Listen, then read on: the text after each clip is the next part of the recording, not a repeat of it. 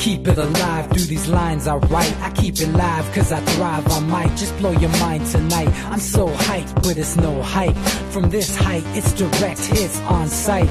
I'm your type, lend me your ears to show you that there's something in me. I'm not giving up, I'm standing right here, holding these days hostage. And I'll make this my year. We turning fear into love, and the love's in the air. I love doing this cause nothing compares. Nothing can share that same type of feeling when you feeling and flare. They can't catch it, it's havoc. I rip to a tear, switch a scenario. My stereos, I leave them impaired. Variables start to change and they're all in my range. I just gotta grab it, it's all mathematics. Every step is drastic, I make it fantastic. I'm trying to take your breath away.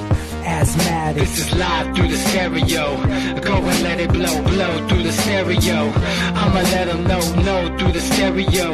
Yo, here we go through the stereo, stereo. This is live through the stereo. Go and let it blow, blow through the stereo. I'ma let them know through the stereo. Yo, here we go through the stereo, stereo. Yeah, just nod your head with it. So explicit and vivid. Every image is intricate, intimate. I put my all into it. No scrimmage and no rules. I'm a pro tool. Hear my heartbeat, beat into the vocals. I'm so loco, lost my mind, oh no.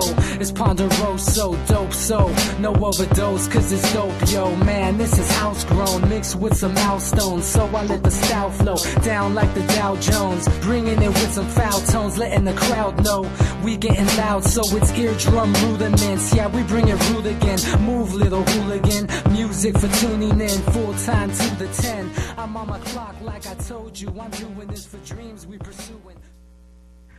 Hey everybody, welcome back to the Anti-Media Radio Show. Once again with your host, Nick Burnaby, here on UCY.tv and the antimedia.org/radio. Really happy to be back alive and well on this Wednesday, December 20th, 2017.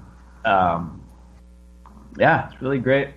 Glad everybody's continuing to listen to us, and really enjoyed our show on Monday, talking about some extraterrestrial stuff, getting away from the politics, man, because, you know, politics is a crapshoot. All we do is really just insulate ourselves from the influence of politicians, I think, is really the more effective route to go, because, look, fighting back and forth for the levers of power between Republican and Democrat is a fucking waste of time.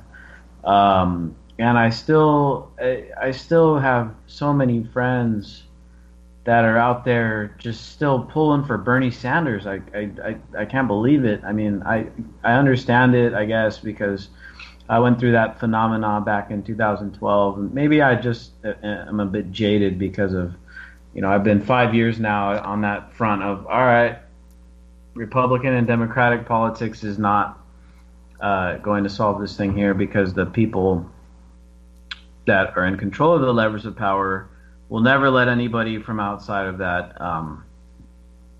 paradigm be put in charge of it. And 5 years later, I'm a bit, jaded about the whole political thing, and I still see people out there, some of my friends, still going out doing political activism for Bernie Sanders, like the Bernie, the never Hillary kind of progressive left wing, people who I wouldn't call them Democrats really, but they wind up, getting in one way or another absorbed by the Democratic Party. I still see them out there just doing a lot of work and spending a lot of energy and a lot of money out there trying to do this thing, and I understand their struggle and all that, but it's just, to me anyway, it's become apparent that we shouldn't be fighting to put our guy in charge of the levers of power, because first of all, when you're talking about someone like, for instance, like Ron Paul or like Bernie Sanders, you got a very, very slim chance of it actually happening. Second of all, the guy gets in and he gets reduced to nothingness by the Congress and or the deep state. And thirdly, And this is the thing that nobody ever wants to think about is, sure, you get your guy in, then what? I mean, what about all the people who that isn't their guy? What about all the people that hate Bernie Sanders because they think he's a communist? What about all the conservatives? And vice versa. You know, if you're a Trump supporter, you get your guy in, and okay, cool. What about all the other people who disagree? And there's a lot of them. He's the least popular sitting president ever. So there's a lot of people who don't agree with that stuff. So the whole premise here is to get your guy in charge and to get your team in power. It's by its very nature is actually immoral, because you're trying to impose your worldview upon people who don't necessarily see it that way. And sure, I disagree with a bunch of people about a bunch of different things, and I think a lot of people are idiots. But at the same time, that doesn't make me the moral standard bearer for Americans or for mankind, where I can say, hey, you know what, screw you guys, you're idiots, you're going to do it my way. As much as I feel like, yeah, that might be an improvement over things, those people are going to be pissed off at me. And they're going to hate me, and they're going to want to get rid of me, they're going to want to vote me out, or they're going to want to kill me, or whatever. And so this is the conundrum. And I know I've kind of railed against democracy recently. I have no problem with democracy in the workplace. I have no problem with worker organizations. I have no problem with private or community or consensual democracy. But the problem is that in the United States and in most countries around the world, the democracy that you're in is not really consensual. You're kind of involuntarily subjected to it, and you're stuck with it. And I didn't vote for Donald Trump. I didn't support Donald Trump, yet here he goes today doing his tax cuts, which I haven't looked close enough into, but I'm almost positive that they're going to benefit the extremely wealthy people in a way that makes the tax cuts that the poor people actually get look like nothing. And not only that, but the bigger problem here is that these tax cuts nobody's asking how they're going to be, like how the budget is going to be affected, because these guys aren't cutting the budget. In fact, just several days ago, Trump just signed a $700 billion National Defense Authorization Act, which increases military spending. So what I'm getting to here is that this is, sure, it's a tax cut in the short term. You may have a little bit higher on your paycheck. You may get a little more back on your tax return. And if you're rich, yeah, you're going to get a lot back. You're going to pay a lot less taxes. Cool. And you guys know I'm against taxation and all that stuff. But how is this stuff going to be paid for? Well, more debt, more deficits, more printing money, and therefore the poor people are going to get fucked once again with the inflation, the devaluation of the dollar, and your kids are going to wind up paying for all these cuts because they're not cutting the budget. They're keeping the spending, or they're increasing the spending, and they're increasing it in the wrong places where, maybe the humanitarian case could be made for better healthcare or better, education or something, but they're spending it on killing more people in war. That is not, it's inexcusable. And then they're cutting taxes at the same time, so it's like, well, shit, where's the money going to come from? Well, it's going to come from the Social Security numbers assigned to your children, and they're going to have to be paying that stuff. And the kids are born now with like $65,000 in debt and rising. And so when you're born in this country, you're born into this involuntary pseudo republic, which is actually an oligarchy. And we're talking about some very fundamental structural and moral issues here with this. And yet the main conversation is like, well, if only my team were in charge, if only if my head coach got in charge of the team, then everything would be much better. And it's cool when you're talking about football, because you choose to watch football, you choose not to. You choose to care about it, you choose not to. That's fine. But it's different when the football coach is Donald Trump and he's got an involuntary contract over each and every one of us where he says, I'm going to do this with your money and good luck if you want to not pay it because we'll throw you in jail. And so I don't even know what the point I was trying to get to here, but I guess the overall thing here is that we need to start working to insulate ourselves from the will of politicians, because all these dudes do is buy and sell in our misery. And they say, it's just, this guy's going to do this for the poor and this for the old and this for the sick. And, and Hillary Clinton is going to do this for the poor and this for the sick and this for the elderly. All they're doing is buying and selling in our misery. And they use it like a damn advertising tool. And then in the end, I really haven't seen Donald Trump improve healthcare. I haven't seen him help the poor. I haven't seen him increase our security, because the more you fight war on terror, you actually make yourself more vulnerable. He's growing the deficit, so he's actually putting the elderly at more risk, because their retirements are going to get more insolvent. And so these guys just buy and sell in our misery. They keep promising that they're going to fix shit. Shit keeps getting worse. And so instead of fighting over the levers of power, in my opinion, we should be fighting to say, you know what, screw it. You guys can keep that. You guys do your thing. You guys can go pretend like you're in charge of something, and you guys can go pretend like you're doing something. But I'm going to insulate myself from you. And I wish that people would put more energy in that direction rather than fighting over whose team is going to run the, football field. I think we should fight over building our own stuff. And democracy can be used in the right way. But like I said, community-run organizations, counter-governmental organizations that help people, organizations that actually, help people get health care, help the needy, help the poor, help the elderly. They don't have to be run by the government. In fact, they shouldn't be run by the government, because then the government can't buy and sell in these commodities, basically, is what they've created out of these things.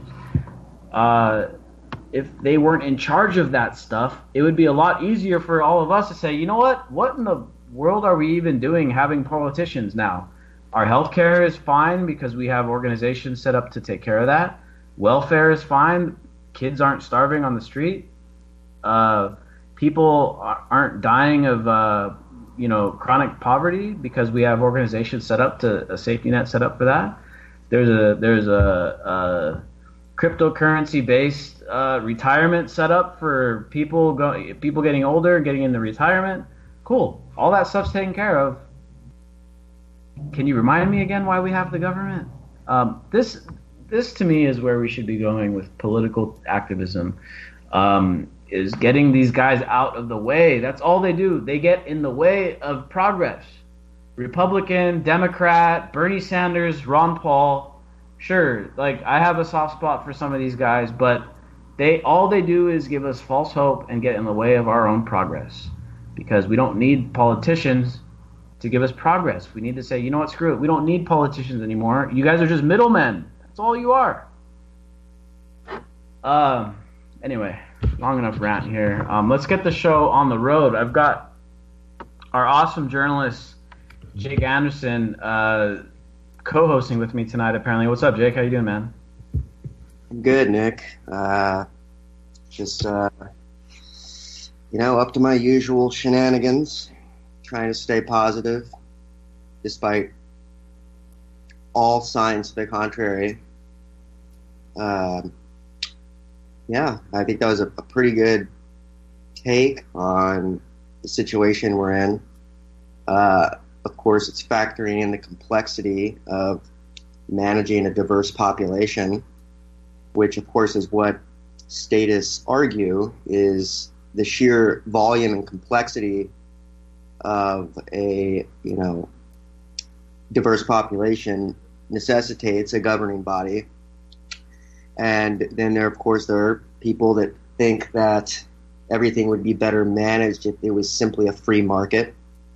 And I'll be honest with you, I inherently, like you, kind of disagree with both. Though, in a practical sense, I think it's good to be activist and optimistic about trying to bring down government, but in a more realistic sense, I can't imagine a scenario in which government is not going to exist, at least in the next 50 years. Even if one government were to be dismantled, something would just take its place. So I think you were hitting upon the correct path, which is to look for ways to naturally grow organic, non-governmental structures within society that will eventually make government obsolete. And I do think in 50 to 100 years, it will be obsolete, because with the rise of AI and with humans augmenting their intelligence, we're just not going to have a lot of the problems that we have now. Now, there will be new problems, of course, but there won't be the problems we have now in a post-scarcity future, which is where we're headed. But there's always going to be very complex issues. There's always going to be lunatics. And that's how government rises, is in a vacuum where there are lunatics and people afraid of those lunatics.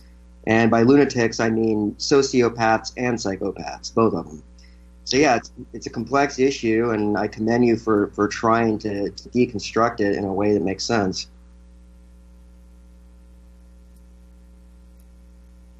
Yeah, dude. I mean, it really is a tough issue, and let's face it, dude. Governments rise out of necessity. You know, like you said, dude. There's chaos, and there's warlords, and there's religious cults, and there's things that really disrupt peaceful people, and then governments rise out of necessity. Now, of course, when a government rises and realizes levers of power, and the people running it become wealthy, and their friends become wealthy, and all that, it's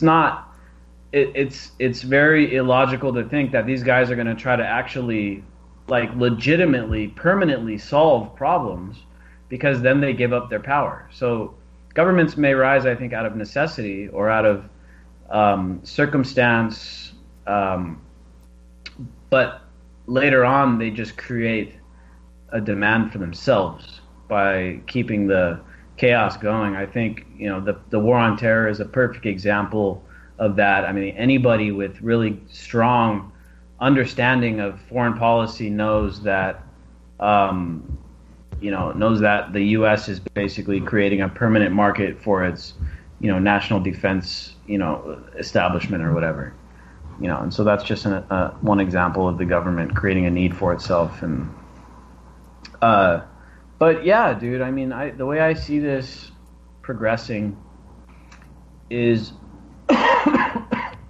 sorry, not out of revolution.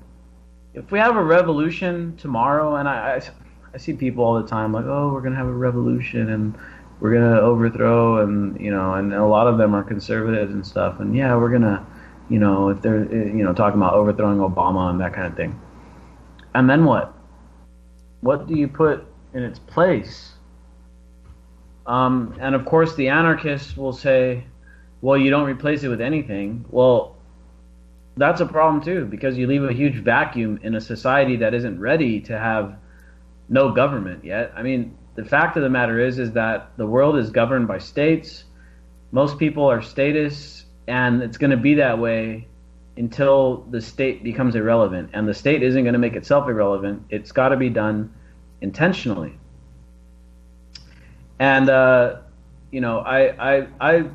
feel you on the issue of I'm not a statist, and I also don't think that we topple the state and then everything's going to be fine. The free market's going to just take care of it. That's not exactly what's going to happen, because, like I was saying, governments rise out of necessity. Sometimes they rise to the occasion.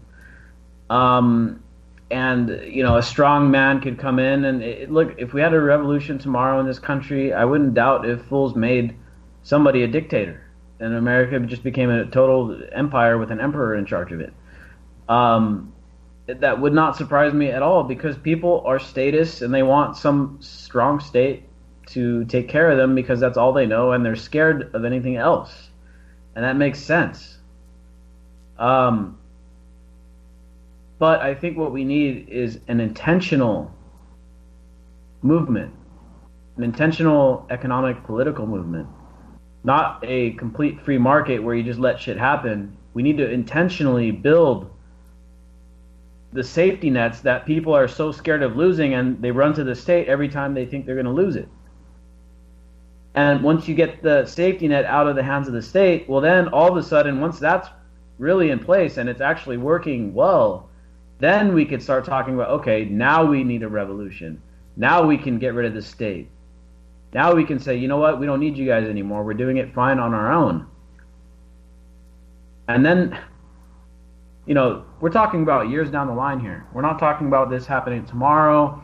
I really don't see it happening in the next 10 years or 20. But like you said, Jake, 50 to 100 years, I can see this kind of stuff happening with the help of technology, and especially with the help of augmenting our intelligence, because people, human beings are our human nature is very flawed, because it's not that it's bad evolutionarily speaking, but is that we've grown technologically, and our knowledge base has grown so large that our human nature no longer is capable of coping with the reality of our of our technology.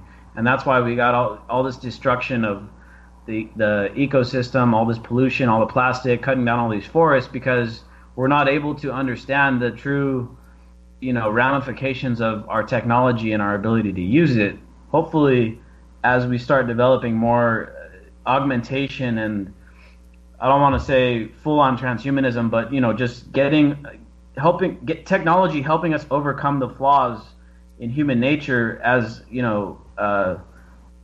we face the modern situation that humans are facing, then I think we're going to have a much better ability to overcome groupthink, overcome tribalism, overcome all the pitfalls that really trap us in this two-party kind of, my team, your team thing, and my team can do no wrong and your team is always wrong thing. I think these are pitfalls of human nature that used to help us survive, 20,000 years ago before the Ice Age. This stuff helped us survive, but now it's actually helping kill us off, because our technology and our knowledge base has grown so strong, and our ability to cause widespread destruction has grown so large that we just really our minds aren't equipped to understand what we're actually doing right now, and so these are big advances that still need to be made, I think, before human beings could overcome statism, because right now we're kind of trapped in this tribalistic, Republican Democrat thing. That is not going away until we have the technology to help us overcome that stuff, I think. And this is where I hope that AI and transhumanism and augmented intelligence and stuff can really help us advance, dude. Do you think that this technology is going to help us overcome this stuff? Me? Yeah, dude. I guess, yeah. Who else would you be talking to? We don't got DB on yet. Yeah. Well, I think it's going to be a mixed bag. I don't think we're ever going to attain, or I don't know about ever, but I don't know if we're going to attain a utopia. Strictly from technology, and certainly the first few generations of a transhumanist future are going to be fraught with peril, and there will be Luddites and neo-Luddites, people that don't want technology, think we're selling our souls and all that kind of stuff. So you're going to have all kinds of cultural warfare stemming from that in and of itself, not to mention the problems that could be caused from biotechnology, from nanotechnology, from artificial intelligence. These things will help in a lot of ways, but there's also great dangers that could come from them. With, like they say, with great promise comes great peril. So I mean, I don't think it's going to be very complex and crazy. I don't even think we can imagine how insane the future is going to be, and just the near future, like 10, 20 years from now, there's going to be, think of all that's happened, think of all that has entered our lexicon just since 2000. Just the internet, smartphones, cryptocurrency, social media. These are things that are very familiar to us now. These were alien concepts, a couple decades ago. And these things are, and these kind of innovations are increasing exponentially. So the rate of innovation is just getting incredible. And, we're getting to a point where I don't even know how society is going to react to it anymore. But, all of it's serving, unfortunately, it's all serving to keep us distracted. Right now, I think technology for most people is more of a distraction than a tool. I mean, obviously there are a lot of entrepreneurs and scientists that are using technology in very good ways, but a lot of people are just using it to watch videos on their smartphone and aren't keeping up with some of the larger issues that are going on, such as us drifting closer and closer to a police state, a surveillance state. These are things that have been pushed in a bipartisan manner down our throats, and people are outraged, but they're allowing it to happen. Even after we learned from Edward Snowden and Chelsea Manning and WikiLeaks, just all these nefarious things, and that was caused by technology, allowing both the in my opinion crimes of mass surveillance, but also the discovery of the mass surveillance itself. These are all things fueled by technology. So that's a good example of, there being a good and bad side to everything. Yeah, yin and yang, dude, yin and yang. And brings us to an interesting point here. Because I've been really looking at the profit-driven motive for corporations and technology and stuff. And there's no denying that basically what do I want to call this?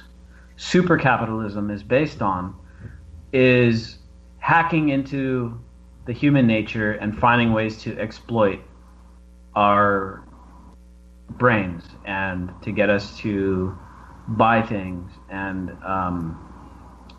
figure out ways to just extract more money out of people. And this is kind of what drives super capitalism, right? Google, Facebook, Amazon, the super huge companies, the oil industries and stuff. A lot of it taps into our laziness. A lot of it taps into the dopamine in our brains. There's been some really strong criticism recently on Facebook, including former executives. I just saw a recent one with a guy that was giving a talk at one of these universities. I can't remember what it was, but he was a high up in Facebook, and he was basically just talking about how the likes and the notifications and stuff is kind of like a drug addiction, and it really, when you get a notification when someone likes your post, it's like a little shot of dopamine into your brain, and you're always seeking more. And really, Facebook just hacked our brains and made us want it, and that's kind of, social media is that kind of feedback loop thing. I think it's okay, I think, that companies are doing this, but at the same time, look, we got two major drivers of technological advances. You got companies like that, Google, Facebook, Amazon, all these fools they're investing all the money into AI. They're the ones that are going to own all the infrastructure, all the patents, and all these technologies are going to be owned up by a handful of companies. And then whenever a smaller company comes up and they have a great idea, well, Google buys it, Facebook buys it, Amazon buys the company, and they just absorb it into their ecosystem. And then on the other hand, the other driver of technological advances is the government. You got DARPA, you got all the research done with the Pentagon, all the research done by the government. And basically you got two people there trying to. One group is hacking the brain to try to make money off you. The other group is playing off of your fears to sell you more police statism and more wars. And then the feedback happens with them because the government's afraid of losing its power. So they trick you into being scared of terrorism. Well, the government's actually scared of losing its power. So they turn those tools that they develop for terrorism against the people, like you have with the NSA, like you have with police militarization, you have with the surveillance state and the DHS and the Border Patrol and all the stuff they got going on with that. So you got two basically two bad players that are driving technological innovation, technological advancement. But shouldn't there be a group of people advancing technology for the sake of us, to help us, to make us better, to help improve our lives, to help make things easier for us, to help us not be poor, to help us have a better, all the things we talked about, not being poor, not being hungry, having health care, taking care of the elderly. Shouldn't there be technological advances being, funded to advance our cause, to advance the average person's cause, to help make our lives better? And I say there should be. And we need to start figuring out how we're going to accomplish that. And, basically, we need to have trusts that are set up in the public interest, that are not government, they're not corporate. They're set up to advance technology, technological innovation for our sake, to make our lives better. And so we're dealing with this kind of hydra, I guess you could say, where all this technology is built up around us. And I just saw an article today about how Facebook is sharing more and more more and more information with the government, And so not only do these two separate parties, are they advancing one agenda to make money off you, and the other agenda to help control you. Not only is that bad enough, but not only that, but these guys are in collusion together. And so we need to have a third institution out there that actually can possibly be a check on all that, bad shit going on, to say, okay, cool, Facebook sharing their data with the government, but here's some brand new technology that we just got done researching that'll help you, become immune to the government snooping or whatever. And of course, there are companies out there advancing privacy, initiatives and products that help you maintain your privacy and stuff. But again, these companies are for profit, and their main goal is to make money. I think that we should, as a public, start allocating money towards something that a investment tool that isn't seeking to make money off us, that isn't seeking to control us, that is actually seeking to liberate us and save us money and save us time and resources and all that kind of stuff. I think that would be a great advance, for us, and it would really help us start getting more public interested technologies out there. I mean, what if we had a public interested investment tool that was building AI that was going to be public domain, and it's like, all right, cool, we just got done figuring out how to build these robots that you could have at your house that'll do all the cleaning, and it'll do all the work for you, it'll garden for you and all that stuff. And guess what? It's public domain. Anybody can build one. Here are the blueprints. Here's how to do it. And instead of having Google trying to sell you a robot, it's like, here's the public domain version that's just as good, and you could get it for like 1/5 of the cost. You know what I'm saying? I think that's something we should start considering, because the alternative is looking like a monopolistic statist future, and that's very dystopian looking. That does not look good. And public domain, Creative Commons type of technologies, that's going to be the thing, I think, that, like you said, there's the good and the bad with both of these things. But right now, the actors who are developing these tools happen to be pretty much mostly on the bad side. So we need something to counterbalance that, to provide technology in the public interest, man. I mean, this is a step that we've been needing to take for a long time. I know there's some stuff out there that already does this on a smaller scale, but I'm talking about we need to start putting trillions of dollars into this stuff. Stuff that'll help protect the environment, advance, cheap energy technologies. I know DB is always talking about figuring out almost free energy. I'm sure that there's stuff that is out there that can be developed that is genuinely almost free energy and stuff like that. So, I mean, what do you think, Jake? I mean, do we need to start a public trust that will start advancing technology for us? Or do you think we can really leave it up to these companies and stuff to bring these technologies to market and hope that they work out in our favor? What do you think?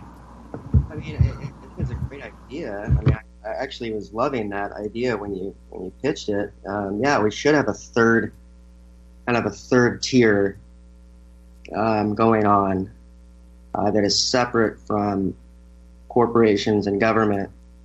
But realistically, I just don't see how it wouldn't be either corrupted or acquired by either. You know, the government has a rich history, not just in this country but in other countries, of infiltrating domestic groups of any kind, whether they're a cult, whether it's a group for good.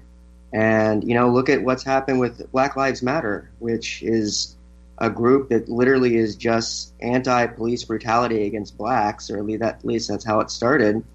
And there's people that think it's a terrorist group simply because of government propaganda and infiltration. And that's happened countless times. And then, of course, with corporations, it's like, yeah, I mean, they acquire anything, any disruptive or transformative technology they're going to acquire, and they work together. We basically have a corporatocracy right now where, giant corporations and government are not really even separate anymore. They're overlapping. That's kind of what the deep state is in a certain sense. So, I mean, it's a really cool idea. I'm trying to think of structurally how it would be safeguarded and quarantined so that it couldn't be corrupted. But we certainly need it. We absolutely need it. Maybe that's what artificial intelligence will do. Maybe it'll just be born and then just refuse to cooperate with any directives from governments or corporations that goes against what they see as a basic ethics. Who knows what'll happen? But yeah, I mean, it's a great idea. I don't. How do you see it being? How do you see it starting? What's the starting point of it? Oh, that's a good question, dude. And the big problem here is that people aren't keen on voluntarily funding stuff, right? And I can give a personal example with the anti-media. We have a donation page set up. We've been doing this show for like 5 years or whatever. And we've been running the website for like 4 years. And I'll be straight up, dude. We have not received very many donations. But obviously, we're still in business. We make money through advertisements because people would rather visit our site, passively observe advertisements in exchange for getting our content for free. If that weren't the case, well, we'd be out of business. We would. We wouldn't be able to operate on donations alone because we don't get very many donations, right? So the problem with this idea here is that how are we going to get people to say, yeah, that's a good idea. Let's send trillions of dollars into this, public interest trust that's going to go ahead and fund research that's going to actually help our lives out.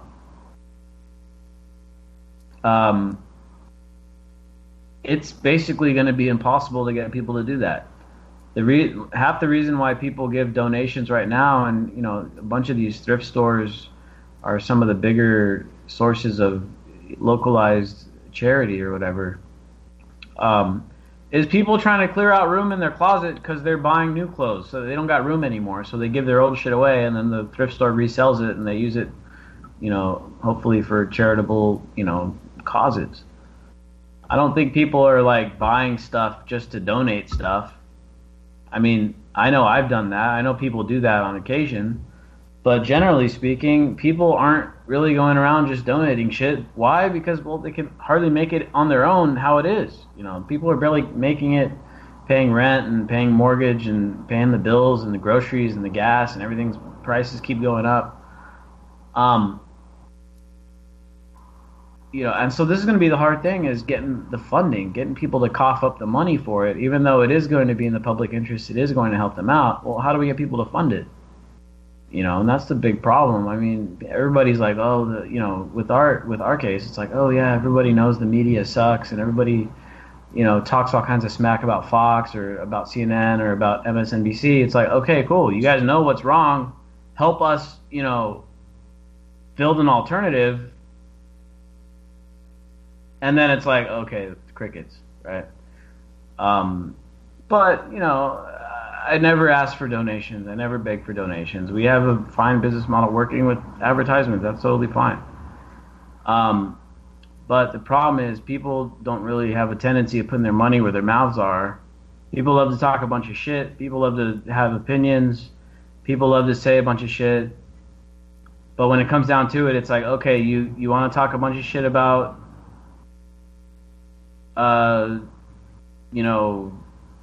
the Monsanto, for instance. You want to talk about shit about Monsanto? Okay, well, hopefully you're putting your money into a local community garden where you could actually get food that's not tainted with Monsanto's glyphosate or whatever. But I don't know. It just seems like people don't really work in that way. They prefer to talk a bunch of shit and not really take action on it. So that's going to be the hardest part, really, is actually trying to get people pitch the idea. Fine, and people are going to be like, "Oh, great! You give a TED talk and it gets 10 million views and shit, and maybe you get a couple $100,000 of donations for a month, and then all of a sudden everyone forgets about it, and then it falls into obscurity." And this is one of the problems. Dude, people have short attention span. People have limited resources to begin with. It's a bunch of different problems, and the reason why these companies can do this research, well, they're making billions of dollars a year, trillions of dollars a year off you. Well, yeah, they can afford to do some AI research. They can afford to build supercomputers. They can afford to build a facial recognition technology, and they can afford to read all of your messages and serve up advertisements because they have the infrastructure to do it all. In fact, they've got better infrastructure than the NSA. They outsourced it all. The NSA outsourced all that intelligence gathering to Facebook. And so I think it's a good idea, and I'm totally in support of it. But like you said, dude, it's not only is it prone to corruption and co-opting, it's also not very likely to get funded. So that being said, it's something we need. It really is. I mean, we can't allow our research to be done only by corporations and only by the state, and allow them to collude together to use it against us. And it's just, it doesn't make any sense. And at the same time, here's the thing. We're giving them a bunch of money. We give Facebook money. By being on their platform, we give them money. By being on Google, we give them money. We're paying them, and they're researching to make more money off of us, instead of voluntarily paying somebody to do research in our favor. And it would make sense if you put it like that. But still, it is pretty far-fetched, I think. But it'd be interesting. It'd be interesting to see someone put it together and pitch it well. Anyone listening tonight want to do it, go for it, because I don't got the time to do it. Anyway, What else you want to talk about, man? We got some time here. I don't know what else to cover. We got plenty of news to go over too. We could do some more alien stuff. Jake, you did some more. Yeah. We got another interesting article about how scientists discover that life can form in the vacuum of outer space. I mean, dude, again, we just talked about this on Monday, but more and more stuff keeps coming, dude. I swear I feel like they're getting ready to reveal something. Yeah, they're really they keep getting everyone's hopes up with these press conferences. Everyone thinks all of a sudden they're going to announce alien life. I mean, look, as exciting as it would be to find microbial life, which is essentially what they're talking about when they talk about life forming in space, is basically comets or asteroids, because they contain water and carbon, that despite the radiation, life can still form. The basic organic molecules that make up life can form. I mean, that's exciting and whatnot, but at the end of the day, like, it'll be really awesome when they finally discover microbial life, alien life, and it will happen. I mean, pretty soon, I'm guessing. But I mean, I want to find intelligent life.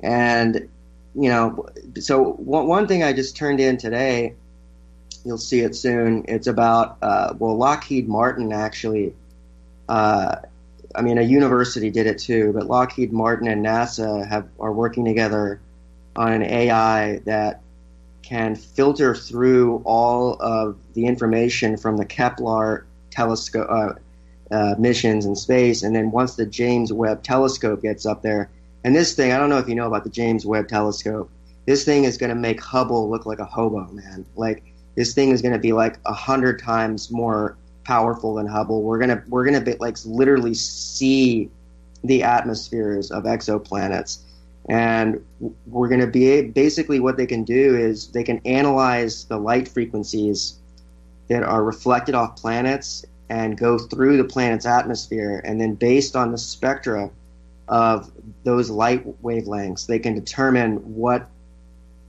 the atmosphere is made of. And then based on that, they can determine whether it's likely if life could form there. So that's going to make it a lot easier for us to target planets for possible future space exploration, although that's way in the future. But also just, eventually AI, I think, is going to be helping a lot with just looking for signs of life in the universe.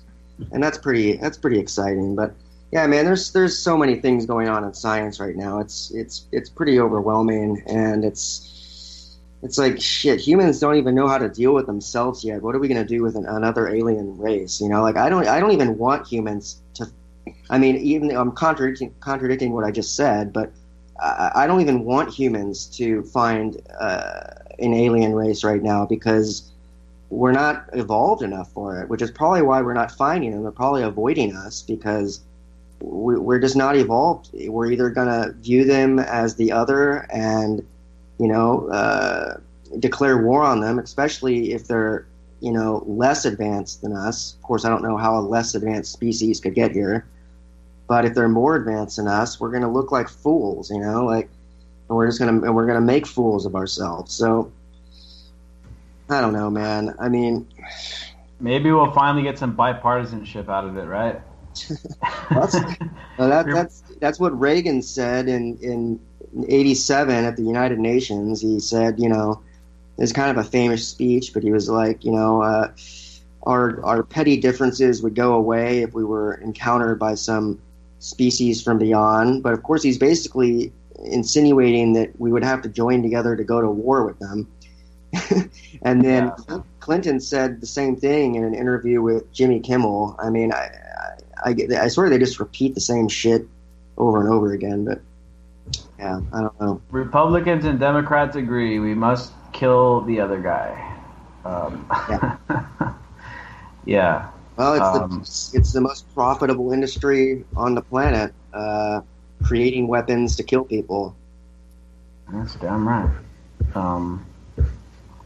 So yeah, life forms can form in the vacuum of outer space. That's pretty amazing news. I guess it's if you're a biologist, if you're a biology nerd like I kind of am, you know that they've found bacteria, down in the depths of oceans and near underwater volcanoes and stuff, where it's very, very remote, very high temperatures, very little, almost no oxygen, and it's called extremophiles. If life can be found there, then it's pretty likely it can be found, on places like Mars and on the moons, which tells you that, then it could probably be found on other stars and stuff. And life has this tendency, when it's subjected to radiation, to evolve, and when it evolves, it pursues surviving, and it's pretty logical to think that there's much more advanced life forms out there than bacteria somewhere around, even in our own solar system. It's pretty likely that we may find it somewhere. So yeah, that's interesting. What other news we got today? Here's a good one. U.S. legalizes the funding of the creation of deadly viruses. So again, back to the conversation we were having earlier about the science of destruction is what basically is being pursued right now by corporations and states. There was a ban on researching basically how to weaponize viruses, and the Health and Human Services lifted the ban on funding that stuff. So there's some good news to look forward to. The U.S. is going to be pursuing deadly viruses in the near future. Some funny stuff. The Disney at Disney World, they unveiled their Trump robot. I don't know if you saw this, Jake. It looks an awful lot like Hillary Clinton. Yeah. So people online were saying, Disney started building it. They thought Clinton was going to win, and last minute they changed it to Trump. So you could, I guess, bear the resemblance. That's pretty funny. I actually wrote about that today because every now and then I want to write about some lighthearted shit. It's also like a weird, like almost allegorical meaning to that, which is there really that much of a difference between these two corporatist warmongers? And they're both animatronic puppets. Exactly, dude. It's like very ironic and very good. Crypto news: Litecoin founder Charlie Lee got out of Litecoin. That's what we should have been talking about. This whole thing, cryptocurrency is fucking crazy right now. Blowing up, dude. I went to the liquor store ahead of the show to go pick up a beer. I like drinking a nice beer while I'm doing the show, just kind of calms me down. And the dude at the liquor store is just shooting off questions to me about cryptocurrencies and stuff, and he's talking about getting involved. It's spreading, dude. It's spreading. Hopefully, it's growing, man. It's like a virus. It is, and it's the government's doing everything they can. They're sending out all their financial sentries to try and call it a bubble. They're doing everything they can, and they can't stop it because it's like people are hungry for a decentralized monetary platform, and blockchain is unstoppable. So it's like Bitcoin and the other ones, they're going to go up and down. There's going to be corrections, but blockchain is unstoppable. Yep, exactly. So Charlie Lee, really liked the guy, really smart guy. He's not the greatest public speaker. I'm not a fan of his interviews and stuff, but he makes really great posts. When he's not good at verbally speaking, but his written stuff is really good. He got out actually to avoid conflict of interest, because people they follow his posts really closely, and if he says something, well, then the price will shoot, the value of the Litecoin will shoot up, $10 billion if he says something cool or something. So he got out because he's supposedly trying to reduce conflict of interest. He says that he's still going to dedicate his entire life to developing Litecoin and stuff, and so that's interesting. I think Charlie Lee is one of the better actors out there. Of course, in the crypto sphere, a bunch of greedy people out there, a bunch of people trying to scam people. like you said, blockchain technology, the underlying technology is amazing technology. It has the capability to transform the financial system, and blockchain has the ability to remove third parties from many different industries. It basically, you can cut the middleman out of a lot of things. There's a really good project. It's an Australian project called Power Ledger, and these guys are building a blockchain that it's going to allow people to buy and sell electricity from their neighbors that have solar panels. So it's basically a decentralized power grid that it cuts out the power company and allows people who, as more and more people put solar panels on their cars and on their houses and stuff, it's going to allow you to buy and sell energy directly to your neighbors. And so you're cutting out the energy company, so you're cutting out the middleman. You're getting a cheaper cost on your electricity. And if you're a person who invested in solar panels, you can get some return on investment by selling your excess electricity to your neighbors. So this is a really, really cool project. Things like this is, what I see blockchain being very useful, cutting out middlemen everywhere you look. You're cutting out companies, you're cutting out monopolies, and you're cutting out governments, and you're cutting out banks.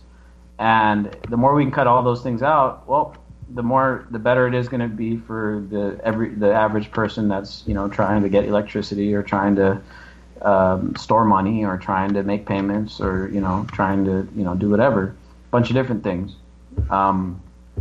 Contracts like Ethereum is a great smart contract platform. A bunch of different applications are being developed now. Of course, the crypto. I wouldn't call blockchain a bubble. I wouldn't call Bitcoin a bubble either. But there's thousands and thousands of different blockchain projects, many of which are just white papers. Some of these things have billions of dollars already of market cap, and all it is a white paper. It doesn't even have a product. It's not even getting market share. It's not doesn't have market value. Doesn't have a marketable product. A lot of this stuff is going to fail. A lot of it's going to fail. But when you're looking at this crypto stuff, do strong research. Look at what they have. Look at the products that they're developing. If they already have a product, even better. Look at the team behind it. If you can't find out who's behind it, well, I wouldn't buy into that one because it's probably a scam, or it's probably someone not doing any work or actually developing a smart business idea. But this stuff is going to be transformative, especially in 2018, man. I mean, a lot of these projects are bringing their products online in 2018. If you haven't got involved yet, now again, I'm not an investment advisor or anything like that, but if you haven't gotten involved yet, not too late. 2018 is going to be, I think it's going to go down in the history as the huge year for crypto and for blockchain technology. Because a lot of these projects are coming online. There's a few cool projects for cloud computing where basically you get the cryptocurrency, you put it in their wallet, you store it on your computer, and it basically you allow your computer to be used as a decentralized cloud. And then you earn money by allowing, letting out hard drive space on your computer. It's encrypted. You can't view the stuff that people are storing. But you can earn money by just leasing out unused space on your computer. And so a bunch of different projects like this that are, becoming really interesting. And then we had one today on, what was that, yesterday? Where there was bodysuits where you can just lay there and the heat and the power of your brain is mining cryptocurrency. You saw that one, right, Jake? Anyway, thank you all for tuning in. That's the end of the show. Anti-Media Radio. We'll be back Monday, and I think these guys are going to be back on tomorrow. Thank you all for tuning in. Peace out. This is live through the stereo. Go and let it blow through the stereo. I'ma let them know through the stereo. Yo, here we go through the stereo. This is live through the stereo. Go and let it blow through the stereo. I'ma let them know through the stereo. Yo, here we go through the stereo.